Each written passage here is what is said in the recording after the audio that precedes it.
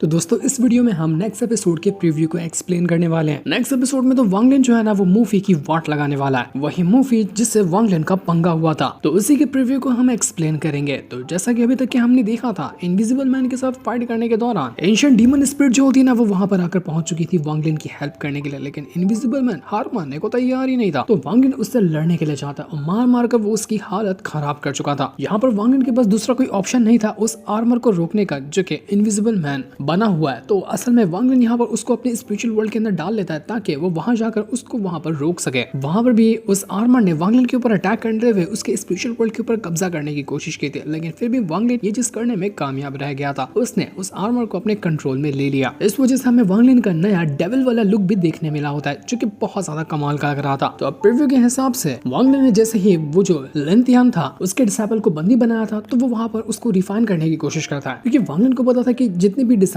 जो कि टोटल 12 थे लिन तियान ने भेजा था ना इस डीमन स्पिरिट लैंड के अंदर, सबके अंदर उसने एक खास तरह की एनर्जी को भर कर रखा था। तो इससे पहले वाला जो डिसाइपल था जिससे वांग लिन का बैटल हुआ था उसको तो मारकर वांग लिन ने उसको रिफाइन कर लिया था, जिस वजह से उसका स्लॉटर आर्ट जो था ना वो थोड़ा सा इंक्रीज हुआ था और उसकी पावर बढ़ी थी। तो इस वाले को भी वो रिफाइन करने में लग जाता है ताकि अपने स्लॉटर आर्ट को और ज्यादा स्ट्रॉन्ग बना सके, क्योंकि अब जाकर उसको बाकी की जो स्पिरिट्स वगैरह है उसको भी कलेक्ट करना है, तो उसको पहले ये काम करना होगा। तो वांग लिन उसी को रिफाइन करने में लग गया था, जिस वजह से उसकी पावर जो थी वो काफी ज्यादा इंक्रीज हुई थी। तो इस चीज से वांग लिन काफी ज्यादा खुश हो जाता है और वो कहने लग जाता है कि अब तक कि मैंने 2 डिसाइपल को रिफाइन किया है, बचे हुए अभी 10 डिसाइपल और हैं जो कि अलग अलग जगह पर होंगे। कुछ इस कंट्री के अंदर हो सकते हैं, कुछ दूसरी कंट्री के अंदर भी हो सकते हैं। तो मुझे उन सभी को ढूंढना है और एक बार अगर मैं सारे के सारे 12 डिसाइपल को रिफाइन कर जाऊं ना तो इससे मेरा जो स्लॉटर आर्ट है वो इतना स्ट्रॉन्ग हो जाएगा कि मैं किसी भी दुश्मन का मुकाबला कर सकता हूँ। अब मुझे समझ नहीं आ रहा कि अगला वाला डिसाइपल कौन हो सकता है उस लिन तियान का। मुझे तो शक जा रहा है कि वो जो मूफी है ना वही होगा उसका डिसाइपल। तो जाकर एक बार मूफी को चेक करना बेहतर होगा। अब भले से वो उसका डिसाइपल हो या ना हो, लेकिन मूफी वैसे भी मेरा एक दुश्मन है, तो अब उसकी ही बारी है, मैं जा रहा हूँ उसकी जान लेने के लिए। तो वांग लिन निकल चुका था मूफी को सबक सिखाने को।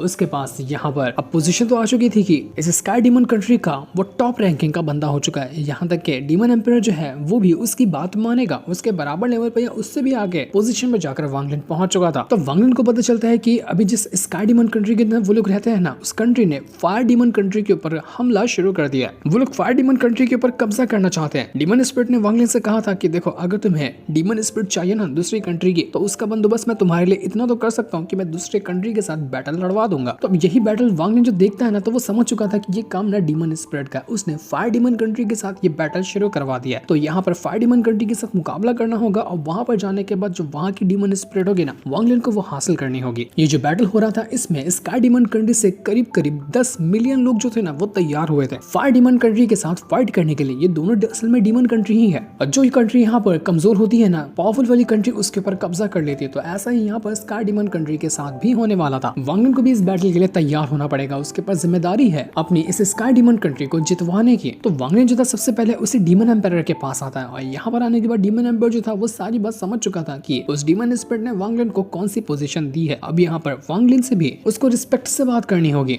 तो यहाँ पर जब वांग लिन आया था ना वो डीमन एम्पायर को तुरंत ही पहचान लेता है। डीमन एम्पायर कहता है कि मैंने तो कभी भी तुम्हें नहीं बताया कि मैं कौन हूँ, बस हम दोनों की मुलाकात हुई थी जब हम दोनों आपस में शराब पी रहे थे, तो तुमने मुझे पहचान कैसे लिया। तो वांग लिन कहता है कि मेरी ना हर एक चीज के ऊपर बहुत बढ़िया नजर रहती है, मैं क्या चल रहा है उसको अच्छे से समझ लेता हूँ। इस वजह से मुझे समझ में आ चुका था कि आप ही डीमन एम्पायर हो। तो मैं यहाँ पर ना एक खास चीज पूछने के लिए आया हुआ हूँ। मुझे जानना है कि असल में वो मूफी है कहाँ पर, क्योंकि मुझे उससे कुछ हिसाब किताब बराबर करने हैं। तो ये सुनकर वो जो डीमन एम्पायर था वो कहता है कि अगर तुम्हें मूफी चाहिए ना तो वो बैटल की तैयारी करने गया हुआ है। उसकी अब रैंकिंग जो है वो भी काफी ज्यादा इंक्रीज हुई है। तो वो कई सारे सोल्जर्स को ना लीड करते हुए गया है फायर डीमन कंट्री की तरफ। अगर तुम्हें जाना है तो तुम्हें वहीं पर वो मिलेगा। तो ये सुनने के बाद वांग लिन जैसे वहां से जा रहा था ना तुरंत ही वो जो सोल होता है वो बाहर निकल कर आता है और कहने लग जाता है वांग लिन से कि वांग लिन मास्टर इस डीमन एम्पायर से पूछो ना कि इसकी वो स्वॉर्ड कहाँ पर है, क्योंकि मुझे उस लड़की से मिलना है। कितने टाइम हो गया उससे मिले हुए, पूरे 10 साल से मैं इंतजार कर रहा था लेकिन अभी तक कि मैं उससे मिल ही नहीं पाया। वांग लिन को यहाँ पर गुस्सा आ रहा था कि मैं यहाँ पर आया हूँ किसी और काम के लिए और तू यहाँ पर अपनी ठरक बाहर निकाल रहा है, इसलिए बेहतर होगा मेरे साथ चल, मैं यहाँ पर तुझे कुछ भी करने नहीं दूंगा। ना तो इस चीज से यहाँ पर वो जो सोल था वो काफी ज्यादा नाराज हो जाता है। वो फिर से उदास हो चुका था कि मास्टर तो मेरी बात कभी मानते ही नहीं है। तो इसके बाद हम सारे के सारे सोल्जर को देखते हैं जो अपना तैयारी शुरू कर चुके थे फायर डीमन कंट्री की तरफ जाने के लिए और वहां जाकर वो बैटल लड़ने वाले थे। तो जैसे ही यहाँ पर उनके साथ मूवी भी होता है और वो लोग जब आगे बढ़े थे ना तो वहां पर और अजीब सा फैलने लग गया था। उनको ऐसा पता चल जाता है कि यहाँ पर कोई तो कोई एंट्री मार रहा है। और जब वो लोग सामने की तरफ देखते हैं ना तो वहां पर आया होता है वांग लिन जो कि एकदम कमाल की एंट्री मारते हुए आया था। और यहाँ पर आने के बाद वो अपना बैच दिखाता है जो कि उसको डीमन एम्पायर ने दिया था कि अब यहाँ पर पूरी की पूरी कंट्री में जितने भी पोजीशन होंगे, जितने भी यहाँ पर वांग लिन के ऑर्डर होंगे ना सबको मानने पड़ेंगे। अब उनका नया बॉस बना है वांग लिन, तो जैसा वांग लिन कहता है सबको उसकी बात माननी पड़ेगी। वांग लिन यहाँ पर वो टोकन दिखाकर सभी के सभी सोल्जर से कह रहा था कि देखो मैं यहाँ पर आया हूँ मूफी को मारने के लिए, ऐसे मैं कहूंगा कि तुम लोग जितने भी लोग हैं ना वो मेरे रास्ते से हट जाओ और मुझे मेरा काम करने दो। अगर किसी ने भी मुझे डिस्टर्ब करने की या फिर मेरे काम के अंदर टांग घुसाने की कोशिश की ना तो उसका वो हाल करूंगा जिसके बारे में उन्होंने सोचा नहीं होगा। तो ये सुनकर सारे के सारे लोग जो थे ना वो एकदम घबरा जाते हैं और वांग लिन के खिलाफ तो वो जा नहीं सकते थे। तो वांग लिन की वो बात मानने को तैयार हो चुके थे, लेकिन मूफी बहुत ज्यादा गुस्से में था कि इस वांग लिन को तो मैं छोड़ूंगा नहीं, ये आया है मुझे मारने के लिए, मैं इसको यहीं पर जान से मार डालूंगा। तो वो अपने साथियों वगैरह को ऑर्डर देता था कि जाओ और इस वांग लिन को छोड़ना नहीं। वांग लिन को पता था कि ये मूफी उसी लिन तियान का डिसाइपल हो सकता है या फिर इसके जितने भी साथी वगैरह है ना उनके अंदर से भी उसको एक अजीब सा ऑरा महसूस हुआ था जैसा कि लिन तियान के बाकी डिसाइपल के अंदर से हुआ था। तो वांग लिन का यहाँ पर ये मकसद था कि मूफी उसके जितने भी साथी वगैरह सबको मारकर वो उनको रिफाइन कर जाए, जिसकी वजह से वो अपने स्लॉटर आर्ट को और ज्यादा इंक्रीज करने की कोशिश करेगा। तो मूफी के जितने साथी वगैरह थे ना वो वांग लिन से क्या देखिए, देख तूने यहाँ पर आकर बहुत बड़ी गलती की है, हम तुझे छोड़ने वाले नहीं है, हम जानते हैं कि तूने यहाँ उस आर्मर की पावर को यूज किया है और तू पहले से काफी ज्यादा इंक्रीज हो चुका है अपनी पावर के मामले में, लेकिन तू नहीं जानता होगा कि हम लोग असेंडेंट रैंक के भी ऊपर है। उनमें से एक बंदा तो इमेजिनरी यिन स्टेज पे था, जिसका मतलब कि असेंडेंट रैंक के लेड स्टेज के बाद जो रेल्म आता है ना उसके ऊपर था वो। तो उसका मुकाबला करना वांग लिन के लिए अभी काफी ज्यादा टफ होगा। तो वो सब यहाँ पर वांग लिन को घेर लेते हैं और कहते हैं कि